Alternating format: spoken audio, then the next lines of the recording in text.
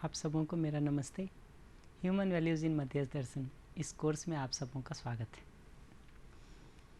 इस कक्षा में हम लोग स्वयं के जीवन लक्ष्य के संदर्भ में बंधन और मुक्ति को समझने का तथा मानव लक्ष्य को समझने का प्रयास करेंगे कि एक एक व्यष्टि के रूप में हमारा क्या लक्ष्य है और समष्टि के रूप में, सामूहिक रूप में हमारा क्या लक्ष्य है और ये लक्ष्य श्रेय और प्रेय से कैसे जुड़ते हैं।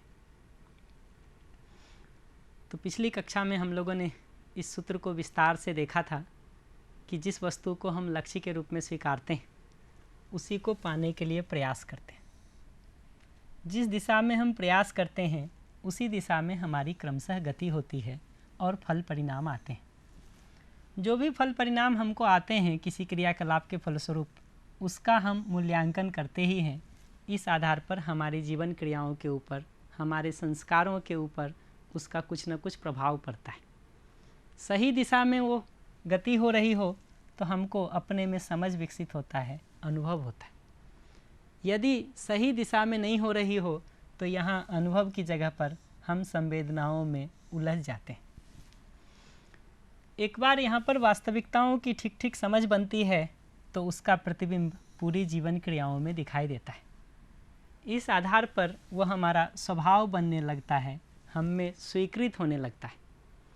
एक बार कोई चीज़ हमारा स्वभाव बन जाए, हम में स्वीकृत हो जाए तो वो हमको आकर्षित करती है, अपनी ओर खींचती है। जिस वस्तु का हमारे में आकर्षण हो जाए, हमारे भाव और विचार उसी अर्थ में चलने लगते हैं। और जिस वस्तु के का भी भाव और विचार हमारे अंदर चल रहा है, लक्ष्य भी हम उसी तरह से तय करते हैं। तो अगर हम संगीतमयता की स्थिति में हैं, सहजता की स्थिति में हैं, तो अच्छे लक्ष्यों को तय कर पाते हैं।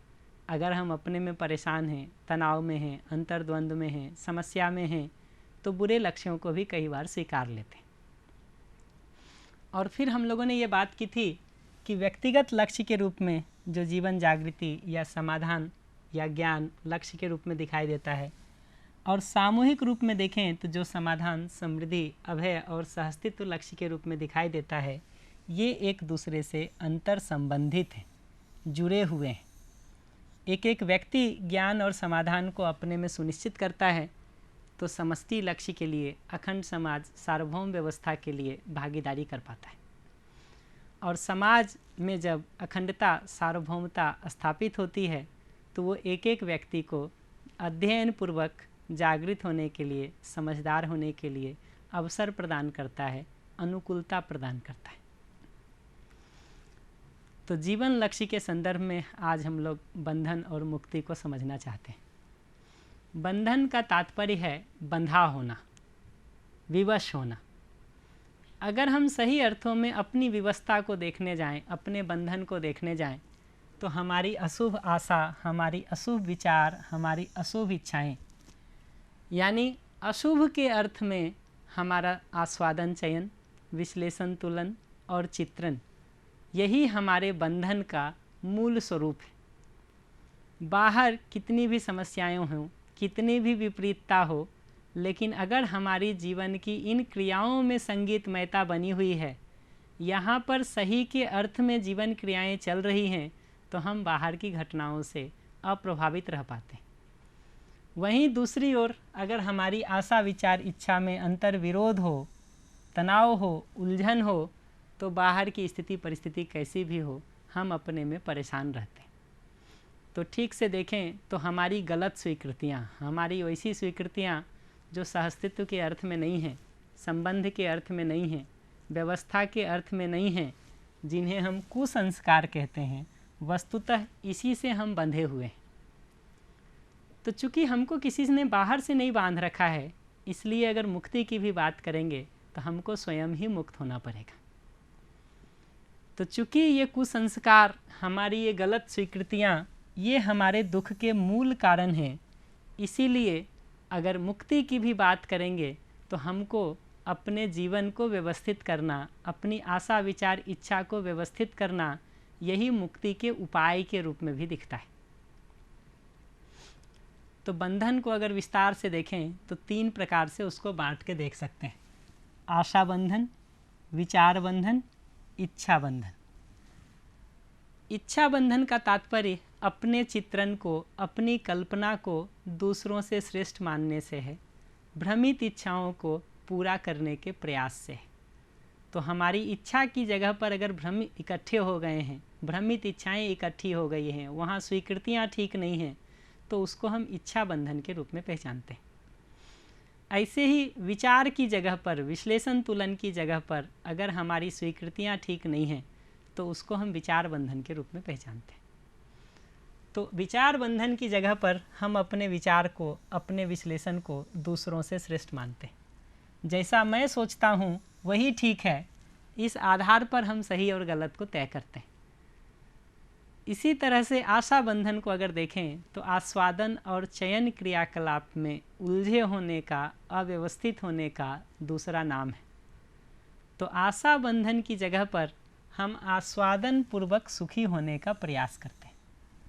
तो चयन आस्वादन की जगह पर अनुकूल आस्वादन पा करके जो सुखी होने का प्रयास करना है, उसकी जो प्रवृत्ति है, उसको आशा बंधन के रूप में पहचाना है।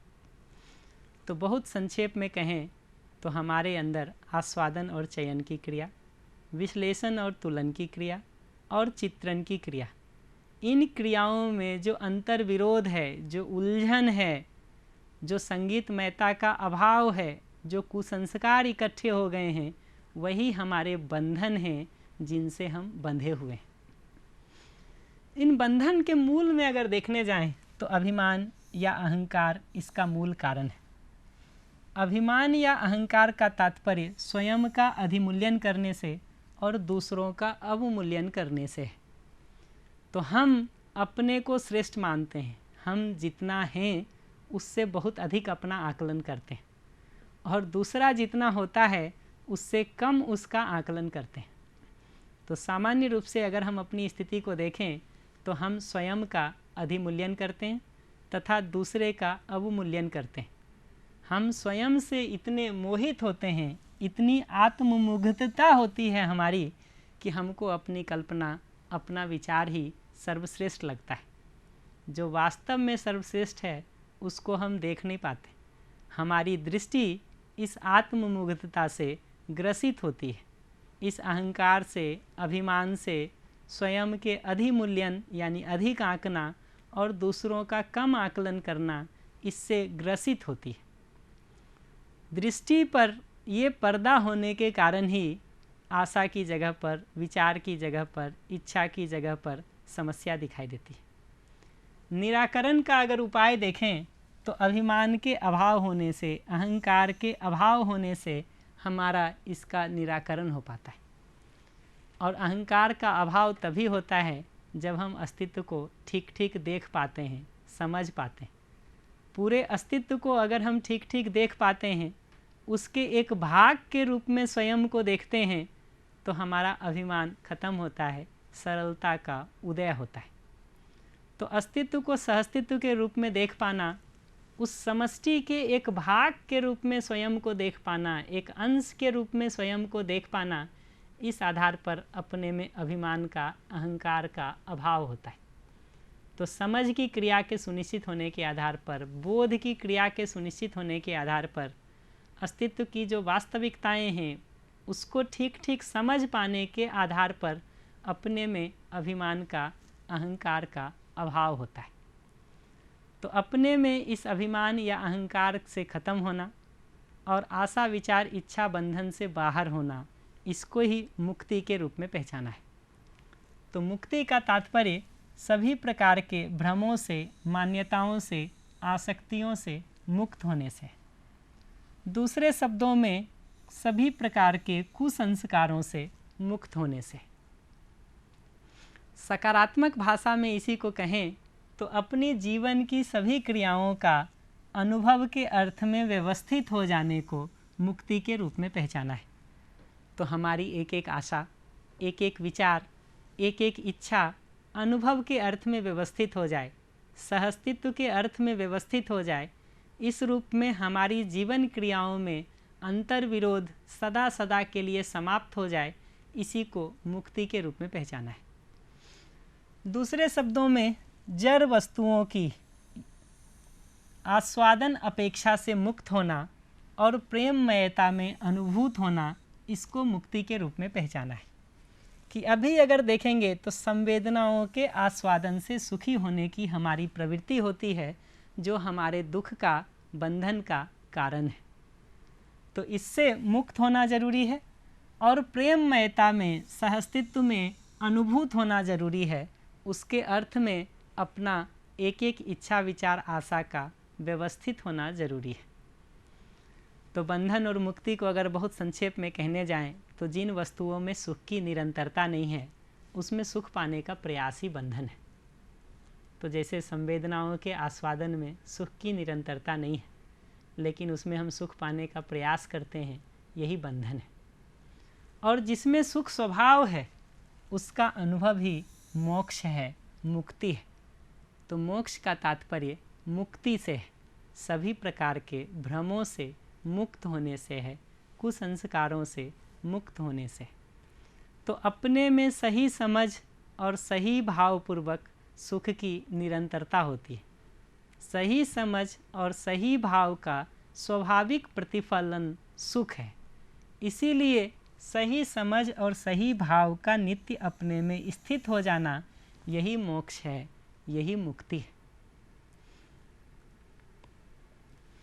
बंधन और मुक्ति के रूप में जीवन लक्ष्य को हम लोगों ने देखा, तो उसको अगर बहुत संक्षेप में कहें तो जीवन लक्ष्य का सफल होना, जो श्रेय लक्ष्य है, वो तो मुक्ति है। प्रेय को जब हम लक्ष्य के रूप में पहचानते हैं तो हमारा जीवन बंधनों में घिर जाता है, बंध जाता है, उलझ जाता है। तो श्रेय रूपी लक्ष्य हमको मुक्ति की ओर ले जाता है, जबकि प्रेय रूपी लक्ष्य हमको बंधन की ओर ले जाता है।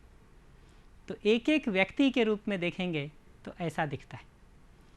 अगर सर्व मानव के रूप में लक्ष्य को देखेंगे तो धर्म, अर्थ, काम और मोक्ष, इन चारों को लक्ष्य के रूप में पहचाना गया है। अर्थ का तात्पर्य साधन से है, सुविधाओं से है, भौतिक रासायनिक वस्तुओं से है, धन से है। तो प्रधान रूप से अर्थ को देखेंगे तो धन के रूप में, सुविधा के रूप में दिखाई देता है, जिसका प्रयोग क्या है, तो शरीर के पोषण संरक्षण के अर्थ में और समाज गति के अर्थ में इसका प्रयोग दिखता है, इसका प्रयोजन दिखता है। और अंततोगत्वा मानव के प्रयोजन को देखें तो निर्भ्रमता को सुनिश्चित करना, जागृति को सुनिश्चित करना, मोक्ष को सुनिश्चित करना, ये उसका प्रयोजन दिखता है। इस रूप में हमारे धन, हमारे तन और हमारी जीवन क्रियाएं यानी मन, ये सभी साधन हैं। तो साधन को अगर बहुत संक्षेप में देखें तो भौतिक रासायनिक वस्तु या धन साधन है, लेकिन अगर उसको विस्तृत रूप में देखेंगे तो मन, तन और धन, ये तीनों ही अर्थ हैं, तीनों ही साधन हैं। तो अपनी ज़िंदगी को अगर देखें तो शरीर के पोषण, संरक्षण, समाज गति के अर्थ में सुविधाओं की ज़रूरत है, भौतिक रासायनिक वस्तुओं की ज़रूरत है। इनके बिना हमारी ज़िंदगी व्यवस्थित नहीं हो सकती। हम लोगों ने पीछे इस बात का अध्ययन किया था कि सामाजिकता के निर्वाह के संदर्भ में सुविधाओं की आवश्यकता है। स्वयं की आवश्यकता पूर्ति के अर्थ में भी सुविधाओं की आवश्यकता है। तो मानव को एक ज़रूरत दिखाई देती है अर्थ को सुनिश्चित करने की, सुविधाओं को, भौतिक रासायनिक वस्तु को सुनिश्चित करने की। दूसरी ज़रूरत दिखाई देती है कामनाओं को पूरा करने की। तो हमारी जो शरीर की आवश्यकताएं हैं, जो जीवन की आवश्यकताएं हैं, उन आवश्यकताओं को, कामनाओं को पूरा करने को काम के रूप में पहचाना है। तो हर मानव को देखें तो शरीर के स्वस्थ रहने के अर्थ में, जीवन के समाधानित रहने के अर्थ में कुछ आवश्यकताएं दिखाई देती हैं। उन आवश्यकताओं को पूरा करने को ही काम के रूप में पहचाने हैं। तो काम का तात्पर्य कामनाओं से है, इच्छाओं से है, आवश्यकताओं से है। इसी तरह से धर्म को देखने जाएं तो सर्व मानव के सुखपूर्वक जीने के नियमों को, समाज की व्यवस्था को धर्म के रूप में पहचाना गया है। इसका विस्तृत हम लोग अगली कक्षा में अध्ययन करेंगे, लेकिन अभी अगर संक्षेप में देखें तो ये धर्म नियम त्रय के रूप में, 3 नियमों के रूप में समझ में आते हैं। प्राकृतिक नियम, सामाजिक नियम और बौद्धिक नियम। तो वैसे नियम जिनके आधार पर हमारा प्रकृति के साथ उत्पादन व्यवस्थित होता है, उनको हम प्राकृतिक नियम के रूप में पहचानते हैं। इसी तरह से वैसे नियम जिनके आधार पर मनुष्य की परस्परता में जीते हुए हमारा परिवार और समाज व्यवस्थित होता है, उसको हम सामाजिक नियम के रूप में पहचानते हैं। तथा वैसे नियम जिनके आधार पर हमारी अपनी जीवन क्रियाएं व्यवस्थित होती हैं, उसको हम बौद्धिक नियम के रूप में पहचानते हैं। इन तीनों नियमों का हम लोग अगली कक्षा में विस्तार करेंगे। यहाँ पर देखेंगे तो ये समझ में आता है कि धर्म पूर्वक अर्थ और काम को सुनिश्चित करने से हम स्वयं में व्यवस्थित रहते हैं, परस्परता में व्यवस्था को सुनिश्चित कर पाते हैं।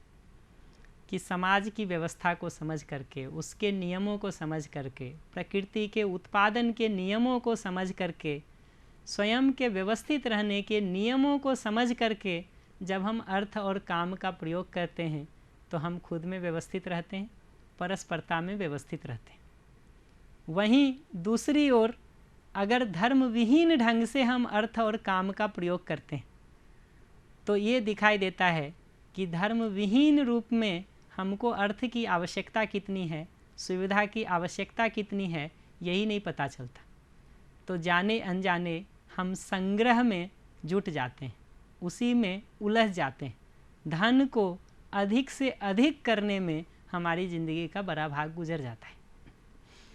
उसी तरह से अगर धर्म विहीन ढंग से हम काम को पूरा करने जाते हैं, अपनी आवश्यकताओं को, अपनी कामनाओं को पूरा करने जाते हैं, तो ज़्यादातर समय वो हमको भोग में ले जाता है, उन्माद में ले जाता है। तो हर संवेदनाएं अनियंत्रित हो जाती हैं अगर हम धर्म विहीन ढंग से उसका प्रयोग करते हैं। तो हमारी कामनाएं, हमारी वासनाएं अनियंत्रित हो जाती हैं यदि हम धर्म को भूल करके उनको पूरा करने का कोशिश करते हैं। तो प्रेय मार्ग को अगर देखें तो धर्म विहीन ढंग से अर्थ और काम को सुनिश्चित करने का प्रयास है, जबकि श्रेय मार्ग को देखें तो धर्म पूर्वक अर्थ और काम को सुनिश्चित करने का प्रयास है। तो अर्थ और काम हमारी आवश्यकताएं तो हैं, लेकिन धर्म को भूल करके समाज के नियमों को, प्रकृति के नियमों को, स्वयं के व्यवस्थित होने के नियमों को भूल करके जब उनको हम पूरा करने का कोशिश करते हैं तो वो हमारे दुख का कारण बनते हैं, परस्परता में दूसरों के दुख का कारण बनते हैं। तो धर्म विहीन ढंग से जब हम सुविधाओं को, भौतिक रासायनिक वस्तुओं को पूरा करने जाते हैं तो ये दिखता है कि एक तो हमारी आवश्यकता तय नहीं होती, इस रूप में कितनी सुविधा हमको चाहिए ये तय नहीं होता, तो हमारी तृप्ति नहीं होती। और परस्परता में दो समस्या दिखाई देती। एक तो चूँकि ये सुविधाएं हमको शेष प्रकृति से ही आती हैं, इसलिए हम शेष प्रकृति का अनावश्यक दोहन करते हैं, शोषण करते हैं अधिक से अधिक सुविधा पाने के लिए। दूसरा ये भी दिखाई देता कि चूँकि हमारे में सुविधा की संग्रह प्रवृत्ति होती है, इसलिए समाज में लोगों को सदुपयोग के लिए सुविधाओं का अभाव हो जाता है।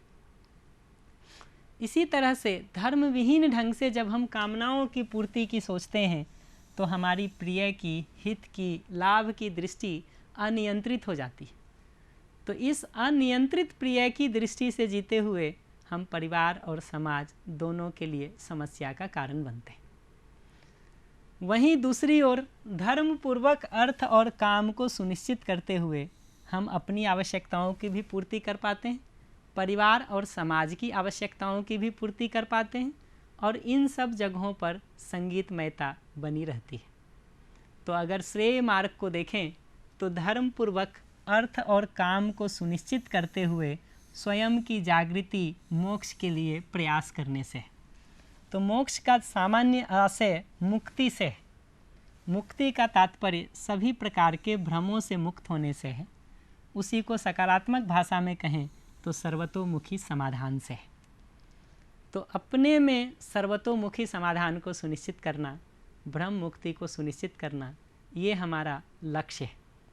लेकिन इस लक्ष्य को पाने के रास्ते को अगर देखेंगे तो धर्म पूर्वक अर्थ और काम को सुनिश्चित करने से ये रास्ता गुजरता है। इसके विपरीत यदि धर्म विहीन ढंग से हम अर्थ और काम को सुनिश्चित करने का प्रयास करते हैं तो वो प्रेय लक्ष्य की ओर ले जाता है और हम संवेदनाओं में उलझ करके रह जाते हैं। तो जहाँ से हम लोगों ने बात को शुरू किया था कि एक एक व्यक्ति में अगर देखेंगे तो हमारी मुक्ति की चाहना है, बंधन हम में से किसी को भी स्वीकृत नहीं होता।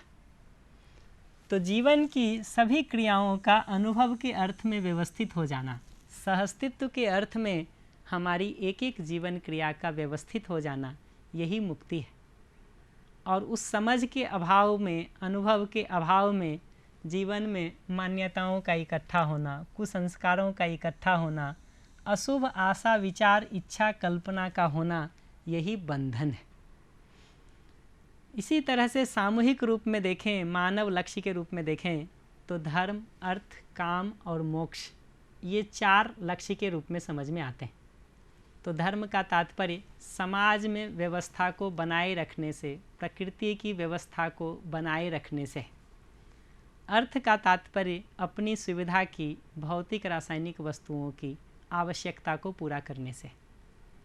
काम का तात्पर्य अपनी कामनाओं की, अपनी इच्छाओं की, अपनी आवश्यकताओं की पूर्ति करने से।